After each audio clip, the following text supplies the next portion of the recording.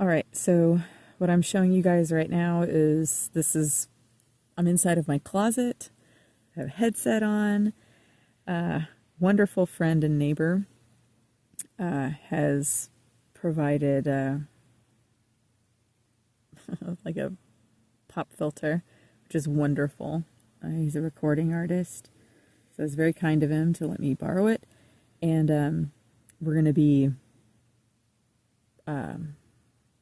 I'm going to kind of lead you through what it's like for me to just record one vignette. So let me show you something here. Sorry for palming your face. So we're looking at the computer and how you can see my voice as it's moving. All right, and we're going to be looking at the audio in a little bit, but I just wanted to show you this is what it takes to do this. I'll be putting up a screen also, because there's certain parts where there's yelling. So this gets put up.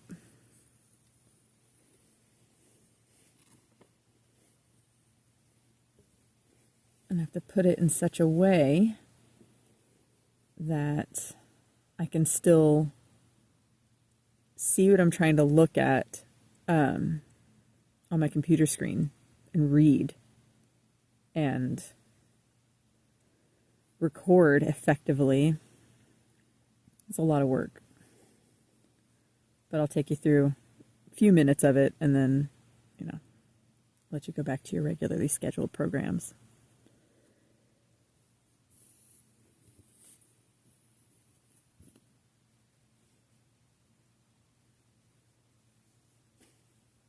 Get that set up. Okay. All right. Let's give it a TRY, huh? This is going to be round one. Here we go.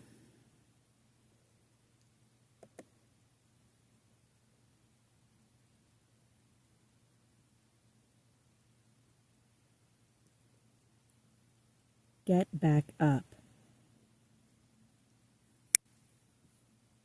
Get back up. Get back up. Get back up.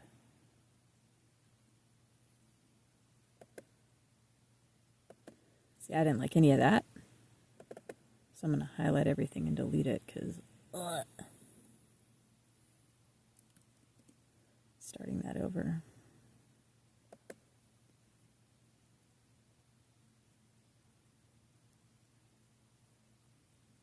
Get back up.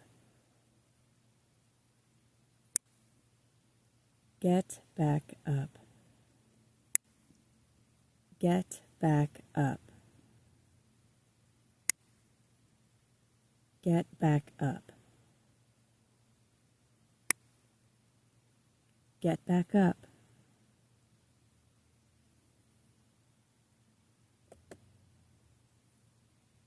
Don't really like any of that. I'm not going to waste time having to re-listen to it.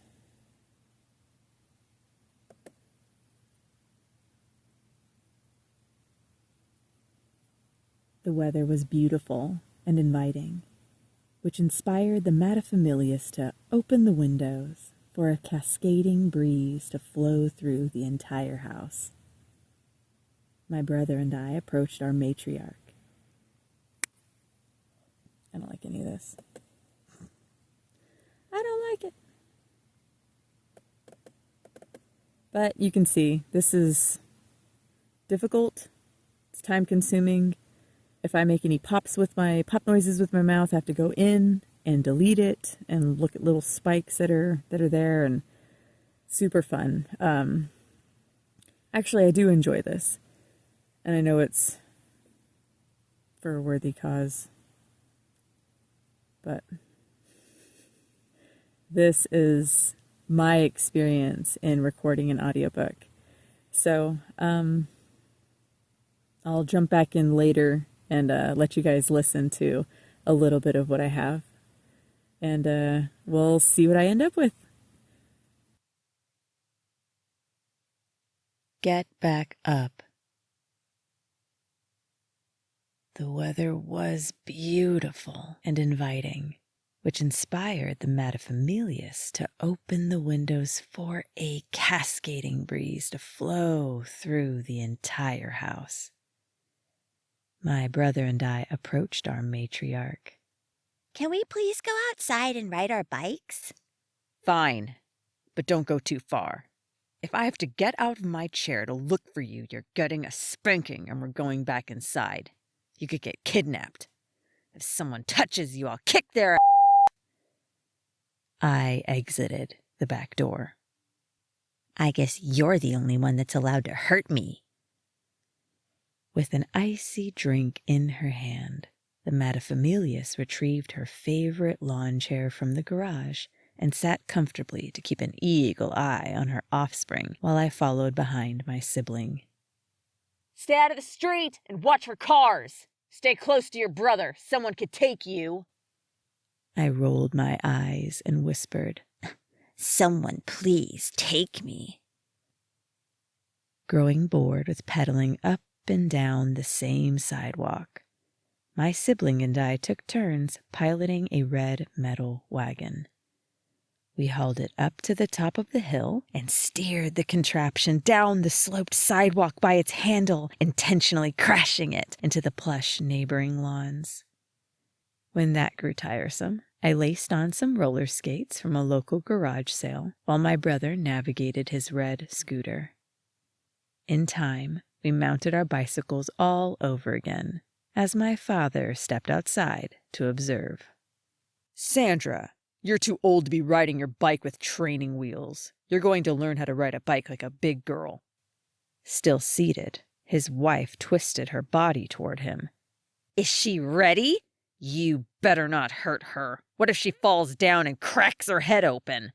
If you can't handle watching, then go inside. He received a nasty glare from his wife as she abandoned her post and huffed away.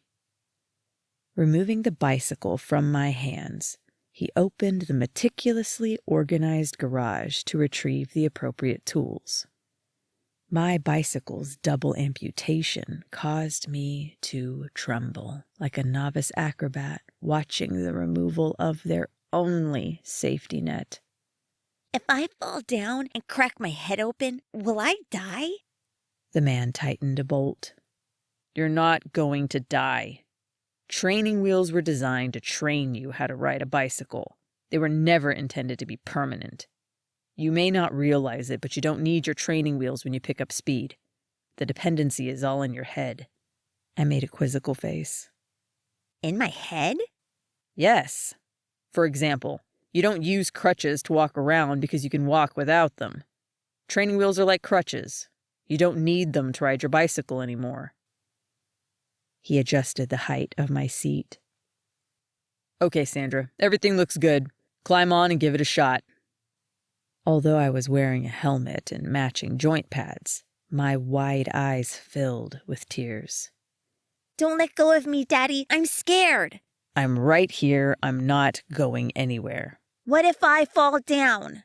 Then you'll get right back up and try again. The man walked beside me while holding on to my seat and handlebars. I pedaled through the terror. Keep steering. I think you have the hang of it now. No, I don't. Yes, you do. No, I really don't. The idea of making a mistake in front of my father horrified me. I hoped to ride effortlessly on the first try. However, his hovering body position required me to tilt my head sideways to avoid his arms and chest, making the entire exercise awkwardly offset. The man ignored my discomfort, hunched over beside me, and ran. I can't do this. Why are you doing this to me? My heart pounded harder with every stride as panic set in. He released me. What are you doing, Dad? No! Steer, Sandra, steer! No longer hearing his footsteps or breathy huff, I twisted my entire body, along with the handlebars, to peer backwards. The front tire cut a hard left, carrying my body's momentum over and down to the sidewalk, painfully scraping my knee against the unforgiving cement and jarring my body. I sobbed, discovering my knee pads resting loosely at my ankles. Being far too thin, the safety gear couldn't stay in position during a wreck. "Stop crying. Let's go again." Grabbing my shoulders, he pulled me to my feet and allowed me to reposition my knee pad over my bleeding skin. Dad, I just fell. Shouldn't we stop? "If you don't get back on that bike right now, you never will. Pick it up and roll it to the top of the sidewalk. You fell because you turned your body and lost focus of where you were going. Learn from your mistakes and don't get distracted. When I let go, you have to steer. Focus on pedaling. Forward momentum keeps you upright. You can do this. Let's go." African drums seemed to beat under my sternum as the man began again. After he released me, I continued pedaling and felt astonished by my success. "Okay, now turn around and come back." To slow myself, I attempted to drag my heels in futility. Suddenly panicked at my inability to reach the ground, as I had countless times before. Air rushed past my dangling appendages that frantically searched for concrete. Oh, yeah. Dad raised my seat. I need to pedal backwards to stop. My feet failed to reconnect with the speedily revolving pedals. Desperate to obey my father's command, I turned the handlebars, clunked off the curb, and surrendered myself to physics as it brutally slammed me onto the asphalt street. From our distant driveway, my father ordered, "Get up, Sandra. Grab your bike. Let's try again." I stood myself up. No, I don't want to. This is supposed to be fun, and it isn't. "Then put away your bike and go inside. Quit. I'm done teaching you. You're on your own." Humiliated, bruised, and bleeding, I rolled the bike up that hill with drooping shoulders and my chin to my chest.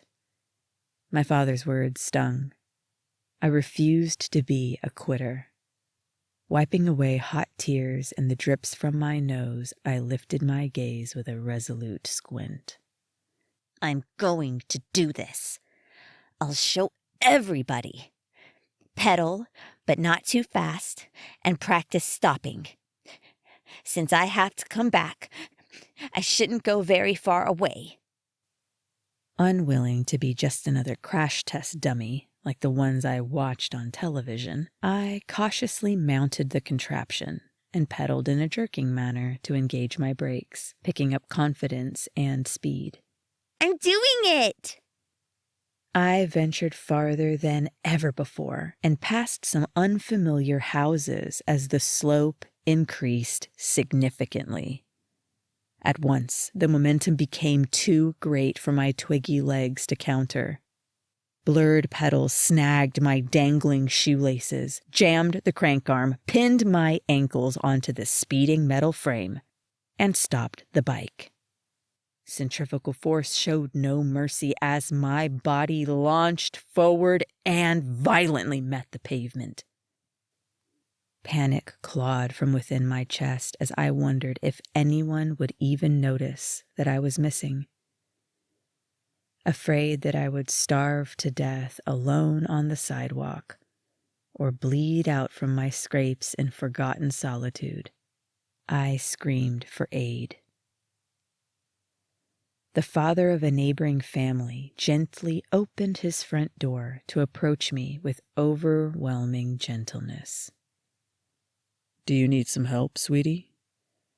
His masculine appearance and deep voice soothed me, causing my sobs to diminish.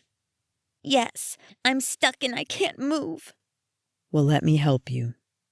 With a smile, he squatted down to investigate while the rest of his household huddled before me in sympathy. "First, let's get these shoes off of your feet. That'll make things easier." I grinned. That's so smart. I don't know why I didn't think of that. Thank you for helping me. You're really nice. Everyone falls down. We all need help now and again. With my socked feet liberated, the gracious man unraveled my laces while his wife helped me up, and their eldest patted my clothes clean. Their younger daughter handed me a miniature bottle, shocking me. Would you like some water? I was unaccustomed to that level of generosity. Wow, thank you so much. Sandra, where are you? The materfamilias was just out of view, panicked and in a rage. I'm okay. I'm over here. As the woman stormed nearer with her spiteful trot, the man finished up and gently set my shoes neatly on the sidewalk. The termagant snatched up my bicycle with one hand and violently grabbed my wrist with the other, yanking my body away from our benevolent neighbors. I resisted her. Wait, Mom. I need to get my shoes. They tried to steal your shoes? Horrified, the family gasped in unison as the eldest girls covered their mouths. I was shocked that the thought entered her mind at all.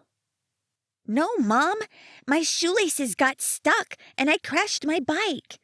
They heard me crying and came outside just to help me. This nice man took off my shoes and got me untangled while his family cleaned me up. They even brought me bottled water. I pogo jumped. Can we be friends with them? No. You have your shoes, now let's go. Wrenched away, I looked back over my shoulder at my rescuers. Thank you. Each one waved goodbye with a pity-drenched smile and slowly made their way up the driveway and into their home. Furious, I turned to my mother. You were terrible to those nice people.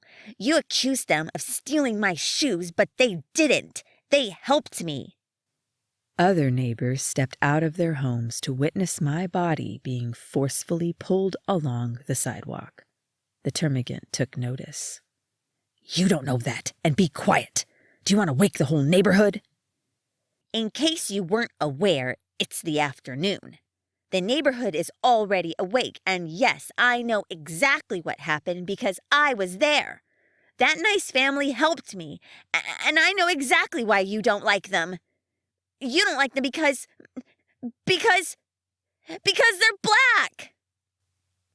Exposed before a Navy housing community, humiliation clung to her face like a rotten egg as she averted her eyes from the multiracial glares. Once inside, she locked the door and tossed my tiny body to the vinyl below. Get inside, you demon from hell. God is going to get you for embarrassing me. I'm not the one that's embarrassing, I thought, with an elevated brow. The following morning, I became determined to ride my bike without a traumatic scene. While I was exiting the house, the materfamilias continued to stare at the television while coldly remarking, If you fall, don't expect me to help you. I never expect help from you. I promptly shut the door behind me. Rethinking my father's initial strategy, I chose a completely different starting position and pedaled somewhere flatter, practicing how to brake and smoothly turn. Realizing that maintaining control was far more pleasant than losing it and attempting to regain it, I finally stopped crashing.